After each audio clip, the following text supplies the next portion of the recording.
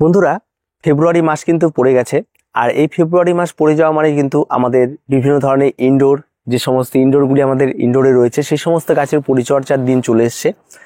আর যে সমস্ত জায়গায় দেখবেন এখনো কুয়াশা পড়ছে সে সমস্ত জায়গায় এখনই রিপোর্ট করার কোনো প্রয়োজন নেই। আর যে সমস্ত জায়গায় দেখবেন কড়া রোদ উঠে গেছে, দিনের বেলা বেশ গরম লাগছে এবং রাতের বেলা কুয়াশাটা অন্তত কমে এসছে, সে সমস্ত জায়গায় গাছগুলি রিপোর্ট করা শুরু করে দিন। আর রিপোর্ট কি করে করবেন আর তার কি মাটির মিশ্রণ হবে তা প্রত্যেকটা গাছ অনুযায়ী আলাদা আলাদা হয়, তা আমাদের চ্যানেলে সমস্ত কিছু পেয়ে যাবেন। আজ মূলত আমরা আলোচনা করব অ্যান্থোনিয়াম গাছ নিয়ে, যে অ্যান্থোনিয়াম গাছ কিন্তু বর্তমানে সমতলে বেশ জনপ্রিয়তা অর্জন করেছে। যে অ্যান্থোনিয়াম গাছ আমাদের অনেক টাকা গুণে সেই সমস্ত গাছগুলিকে ক্রয় করতে হচ্ছে। তো এই অ্যান্থোনিয়াম গাছ কিন্তু পাহাড়ে যদি যাওয়া যায়, যেখানে সেখানে যেভাবে সেভাবে বিনা পরিচর্যায় কিন্তু সুন্দরভাবে বেড়ে উঠছে। তো আজ আমরা এই অ্যান্থোনিয়াম গাছ কি করে আপনারা ক্রয় করবেন এবং কোথা থেকে কিভাবে নেবেন, তার সঙ্গে সঙ্গে আপনারা কিভাবে মাটির মিশ্রণ তৈরি করবেন, কোন পটে কোন গাছ লাগাবেন, সেখান থেকে শুরু করে সমস্ত ফুল একটা পরিচর্যা। যদিও এই অ্যান্থোনিয়াম গাছের একটা রাজকীয় পরিচর্যা আমাদের সবসময় যেন চোখে পড়ে, কিন্তু আজকে আমাদের কোনো রাজকীয় পরিচর্যা নাই, একদম নর্মাল সহজ সরল পরিচর্যার মধ্যে দিয়ে এই সমস্ত গাছগুলি করা। আর প্রত্যেকে করতে পারেন, আর বিশেষ করে নতুন বাগানীদের তো ভীষণ পছন্দের এই অ্যান্থোনিয়াম, তারাও কিন্তু সুন্দরভাবে করতে পারেন। তো চলুন আজকে আমরা দেখে নিই যে অ্যান্থোনিয়াম গাছ আমরা কি করে করব, তার সমস্ত ভিডিওটি আজকে দেখতে থাকুন। বন্ধুরা, অ্যান্থোনিয়াম গাছ কিন্তু সবার প্রথমে আপনাকে যেটা জানতে হবে, এই গাছের তার বৈশিষ্ট্য কি রয়েছে, কোন আবহাওয়া এরা পছন্দ করে এবং কোথায় থাকবে সেই বিষয়টা আপনাকে জানতে হবে। তার উপর বেস করে আপনাকে মাটির মিশ্রণ তৈরি করতে হবে। আমরাও ঠিক সেভাবে আপনাদের মাটির মিশ্রণ তৈরি করতে বসছি। এই গাছগুলি সাধারণত বাজারে কিনতে গেলে 150 টাকা ছোট চারা পাওয়া যায় এবং তারপর আপনি যত উঁচুতে উঠবেন 6000-7000 টাকা দামেরও কিন্তু অ্যান্থোনিয়াম পাওয়া যায়। তো বর্তমানে এই সমস্ত গাছগুলি বাজার থেকে যখন ক্রয় করবেন, অবশ্যই গাছগুলি সেট একদম পটে রয়েছে এমন গাছ ক্রয় করবেন। বা আপনারা যদি অন্য কারো বাড়িতে বড় গাছ থাকে, তার সাইডে ছোট ছোট চারা থাকে, সেই সমস্ত চারাগুলিকে তুলে এনেও লাগিয়ে দিতে পারেন। আর এই সমস্ত চারাগুলি মাটিতে তুলে এনে লাগিয়ে দিলে তার নষ্ট হয়ে যাওয়ার প্রবণতাটা অনেকটাই কম এবং গাছটি হওয়ার সম্ভাবনাটাই অনেকটা বেশি। এবার আসি গাছের মাটি প্রস্তুতি। আপনারা হয়তো দেখতে পাচ্ছেন যে কিভাবে আমরা মাটি প্রস্তুতি করব, তার সমস্ত কিছু আপনারা দেখতে থাকুন। তো বন্ধুরা, আমরা আগে মাটির মিশ্রণটি দেখে নিই অ্যান্থোনিয়াম গাছের। সবার প্রথমে আমি যেখানে ব্যবহার করছি সবচেয়ে বেশি পরিমাণ, মোটামুটিভাবে বলতে পারেন যে 70% আমি এখানটায় ব্যবহার করে ফেলেছি পাতা পচা। যে পাতা পচাগুলি কোন রকমের ছেঁকে নেবেন না, যেগুলির মধ্যে আপনারা দেখতে পারবেন এই যে ডাল রয়েছে ছোট ছোট, এই সমস্ত যদি জোগাড় করতে চান তাহলে আপনারা আপনার বাড়ির যে সমস্ত নোংরা আবর্জনা যেখানে ফেলা হয় সেই সমস্ত জায়গায় পেয়ে যাবেন। বা ফ্রেশ যদি শুধু এগুলোই নিতে চান তাহলে এগুলোও কিন্তু আপনাকে বিভিন্ন ধরনের গাছের ডালপালা যখন কেটে ফেলে দেওয়া হয় তখন সেই সমস্ত কিছুকে কোনো একটা জায়গায় গর্ত করে রাখতে হবে। আর পাহাড়ে কিন্তু প্রচুর জায়গায় পাতার অভাব নেই এবং তারা সম্পূর্ণরূপে এই পাতা পচার উপরেই গাছ করে। এবার তার সঙ্গে আমি নিয়ে নিয়েছি 10 ভাগ বা 10% আমি এখানটায় নিয়ে নিয়েছি ভার্মি কম্পোস্ট, যেটা এখানে শুকিয়ে ডাস্ট হয়ে আছে তাই এটা নিয়ে নিয়েছি।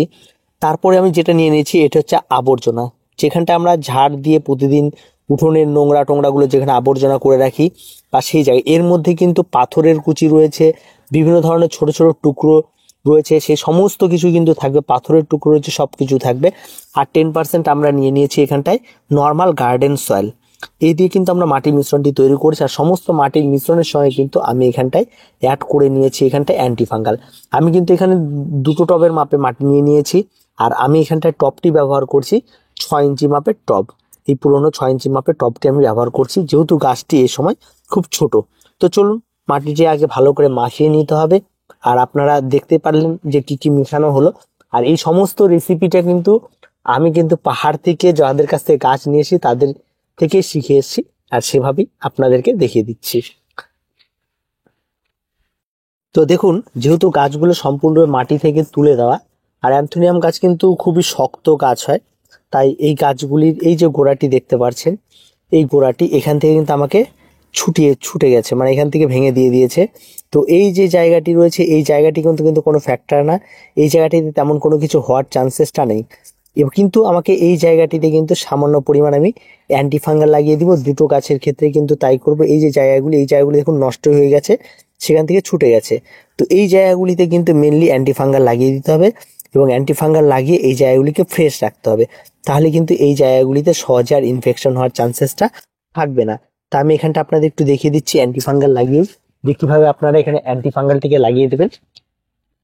সামান্য পরিমাণ অ্যান্টিফাঙ্গাল আপনারা ঠিক এইভাবে আঙ্গুলের মাথায় নিয়ে নেবেন, নিয়ে এই জায়গাগুলিতে এইভাবে আপনারা এই সবুজ করে এই জায়গাগুলিতে লাগিয়ে দেন ভালো করে, যাতে কোনো রকম আর ফাঙ্গালের আক্রমণটা এখানে না ঘটতে পারে। এই জিনিসটা কিন্তু খেয়াল রাখতে হবে।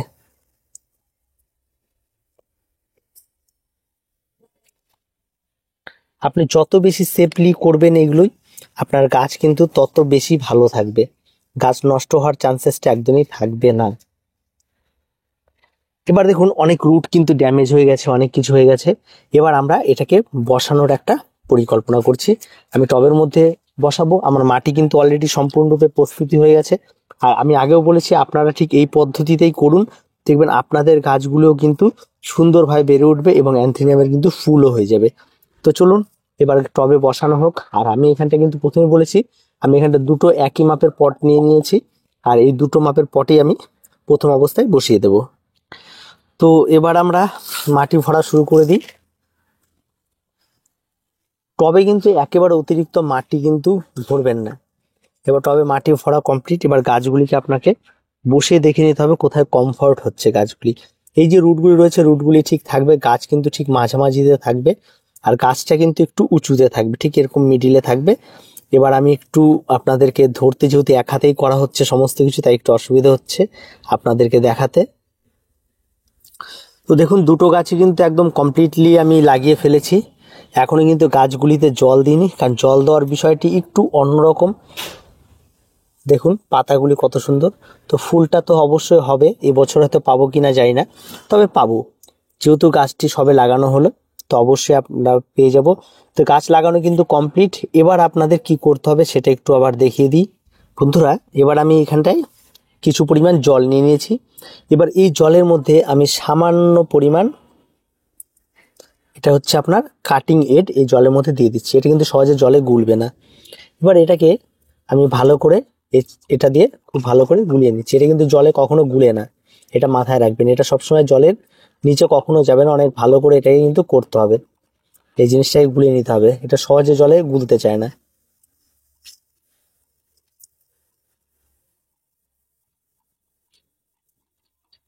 তবে এই জিনিসটা একটু সময় নিয়ে করতে হবে। এবার এর মধ্যে সামান্য পরিমাণ অ্যান্টিফাঙ্গাল দিয়ে দিলাম, দিয়ে এটাকে সুন্দরভাবে গুলিয়ে নিলাম। এবার এই মিশ্রণটি প্রত্যেকটা গাছে আমরা ব্যবহার করব। এবার এই যে মিশ্রণটি আমরা দিলাম, এই মিশ্রণটির দুটো কাজ হবে। একটা হচ্ছে অ্যান্টিফাঙ্গাল, যেটা গাছের রুটকে সহজে আর নষ্ট হতে দেবে না। এবার এটাকে কিন্তু বেশি করে দিয়ে পুরো জলটিকে কিন্তু ভিজিয়ে দিতে হবে। তো দেখুন এইভাবে কিন্তু থেকে যাবে, সম্পূর্ণ জায়গাটিতে এইভাবে থেকে যাবে। কিছুক্ষণ পর দেখবেন সমস্ত জলই নাই হয়ে যাবে, সমস্তটাই টেনে নেবে। এই অবস্থায় কিন্তু দাঁড়িয়ে থাকবে। দেখতে পাচ্ছেন জল আস্তে আস্তে টেনে নিচ্ছে, এটাতেও দেখুন একটু পরে আর কিছুই দেখা যাবে না, শুধু গাছের গোড়াটা। আর গাছটি লাগানোর সময় অবশ্যই এই জায়গাটিকে কিন্তু খেয়াল রাখতে হবে। এটা কিন্তু এই জায়গাটি কিন্তু কখনো মাটির নিচে দেবেন না, কিছুটা উপরে রাখবেন। এই যে দেখছেন এই যে রুটটা, এটা উপরে রাখবেন। এই রুটগুলো থেকেই কিন্তু কাজ হবে। এবার এই কাটিং হরমোনটা কেন দিলাম, কারণ নিচে যে সমস্ত রুটগুলো ড্যামেজ ছিল সেখান থেকে নতুন করে রুট ছাড়তেও বেশ হেল্প করবে, এবং তাতে কিন্তু সমস্ত বিষয়টি কিন্তু অনেক সুন্দরভাবে বেড়ে উঠবে। চলুন এবার একটু জেনে নিই এর কি কি পরিচর্যা পরবর্তী স্টেপে গিয়ে, সেগুলো সম্পর্কে একটু জেনে নিই। বন্ধুরা, মাটি প্রস্তুতি আপনারা সমস্তটা দেখতে পেলেন, এবং কিভাবে তার মাটি প্রস্তুত করবেন, কোন কোন মিশ্রণ দেবেন, তার সমস্ত আমরা ডিটেলস আপনাদেরকে জানিয়ে দেওয়া হলো। এবার আসি গাছের কিছু পরিচর্যা, যে সমস্ত পরিচর্যা সম্পর্কে আপনাকে অবশ্যই জানতে হবে। সবার প্রথমে এই গাছটিকে আপনাকে জল দেওয়ার বিষয়টি সতর্কতা অবলম্বন করতে হবে। এই গাছে কখনোই একেবারে জল দেবেন না, একদিন জল দিন বেশি করে, তারপরে আপনার গাছটিকে ছেড়ে দিন। এবং যেদিন ছেড়ে দিন বলতে গাছটিকে সেদিন 24 ঘন্টা আলাদা একটি জায়গায় রাখুন, সমস্ত জলগুলি চুইয়ে নিচ দিয়ে বেরিয়ে যাবে। তারপরে কিন্তু আপনাকে সেই গাছটিকে আপনারা যেখানে রাখতে চান সেখানে রাখবেন। আর জল কিন্তু প্রতিদিন ব্যবহার করবেন না, তারপরে সেই জলটি সম্পূর্ণরূপে ড্রাই হয়ে গেলে তারপর নেক্সট আবার জল ব্যবহার করবেন। এই কাজটি কিন্তু অবশ্যই আপনাদের করতে হবে। এবার আসি সূর্যালোক। এই সমস্ত গাছগুলি কিন্তু সূর্যালোক একেবারেই পছন্দ করে না, তাই জন্য আপনাকে এই গাছটিকে রাখতে হলে আপনাকে একটি জায়গা পছন্দ করতে হবে, যে জায়গাটিতে সরাসরি সূর্যালোক লাগে না। মানে আপনার এক বাড়ির একটি ছায়া জায়গা বলতে আপনি এমন একটি জায়গা রাখবেন না যেখানে অন্ধকারাচ্ছন্ন বা ঘরের ভেতরে রেখে দেবেন। আপনি এটা উইন্ডোর পাশে রাখতে পারেন, যেখানে আপনার ফ্রেশ কাঁচ রয়েছে, সেখান দিয়ে আপনার ঝাপসা বা লাইট আলো আসে, হালকা আলো আসে, সেটাতে যে সেই জায়গাটিতে আপনারা এটাকে রাখতে পারেন, সেই আলোটি এর জন্য উত্তম। বা আপনারা আপনার বাড়িতে গ্রিন শেড তৈরি করে আপনারা সেখানে রাখতে পারেন, সেই আলোটি এই গাছের জন্য বেশ উপযোগী। তবে হ্যাঁ, যদি গাছটি একেবারে কড়া রোদ পড়ে বা সরাসরি সূর্য আলো পড়ে, তবে কিন্তু গাছটি নষ্ট হয়ে যাওয়ার প্রবণতাটা অনেকটাই বেশি। তাই অবশ্যই আপনাকে এই বিষয়টিকে ধ্যান রেখে আপনাকে রাখতে হবে। তবে যাদের বাড়িতে কোনো রকম শেড নেই, যাদের বাড়িতে সেরকম কোনো ছায়া জায়গা নেই, তারা কিন্তু গাছটি বাড়ির নিচের বারান্দায় রেখে দিন। যেটা আপনার হয়তো সকালবেলা হয়তো রোদ লাগবে, সেই জন্য আপনার সকালের রোদটা থেকে বাঁচানোর জন্য বারান্দার কোনো একটি জায়গায় রেখে দিন। আবার রোদটা চলে গেলে বাইরে আপনারা খোলা জায়গায় রেখে দিন। এই কাজটি আপনারা করতে পারেন, তবে কিন্তু গাছটি খুব ভালো থাকবে। তবে এটা প্রতিদিন করা সম্ভব নয়, তাই আপনার নির্দিষ্ট একটা জায়গা বেছে নিয়ে এই গাছটিকে রাখবেন যেখানে রোদ লাগে না। এবার আসি গাছের ফার্টিলাইজার। সবচেয়ে মজাদার বিষয় গাছ করতে গেলে যে বিষয়টি, সেটা হচ্ছে ফার্টিলাইজার। আমরা প্রত্যেকে কিন্তু ফার্টিলাইজার ব্যবহার করার জন্য উঠে পড়ে লাগি, কারণ আমার গাছ বাড়ছে না। এই বিষয়টার জন্য কিন্তু আমরা প্রতিনিয়ত ফার্টিলাইজার ব্যবহার করি। এই অ্যান্থোনিয়াম গাছে কিন্তু কোনো রকম কোনো ফার্টিলাইজারের ব্যবহার করার প্রয়োজন নেই।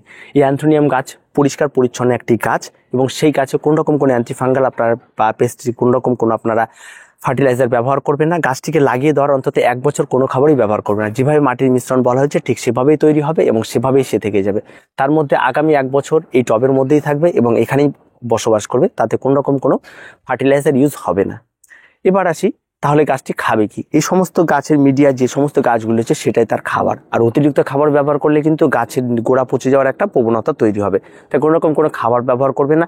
এখানে আপনারা অন্তত 3 মাসে একবার আপনারা স্প্রে করে দিতে পারেন, NPK 20-20-20 একবার স্প্রে করে দিতে পারেন। এর বাইরে আর কোনো রকম কোনো খাবার আপনারা প্রয়োগ করবেন না। যদি না ব্যবহার করেন তাতেও কোনো অসুবিধা নেই, এই গাছ সুন্দরভাবে বেড়ে উঠবে।